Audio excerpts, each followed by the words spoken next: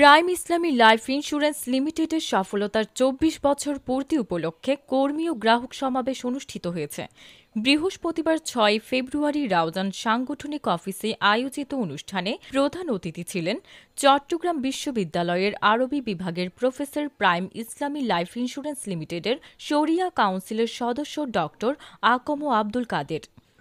আমার মনে হয় prime Islamic life insurance limited তাদের আজকের এই অনুষ্ঠানের মাধ্যমে বেগম রোকিয়ার স্বপ্নকে অর্ধেক এগিয়ে নিয়েছে।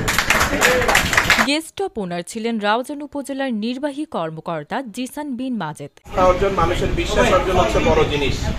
ব্যবসা করতে হবে মানুষের আস্থা এবং বিশ্বাস নিয়ে।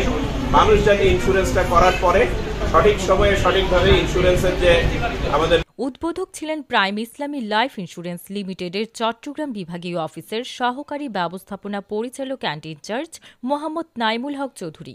হাজার হাজার লক্ষ লক্ষ কর্মচারী কর্মকর্তা এই প্রতিষ্ঠানের সাথে সভাপতিত্ব করেন হাটহাজারী সার্ভিস সেন্টারের EPV and in-charge Maulana Ayub Jahangir Chowdhury.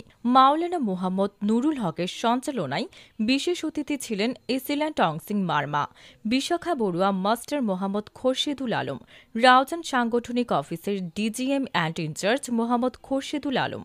Prime Islami life insurance লিমিটেডের পক্ষ থেকে জানানো হয়, বর্তমানে ১৮ লক্ষ গ্রাহক, ৪৭টি সার্ভিসিং সেন্টার, ৭০০ অফিস, ৬৫,০০০ কর্মকর্তা রয়েছে। প্রায় ৩,০০০ কোটি টাকা দাবি প্রদান করা হয়েছে।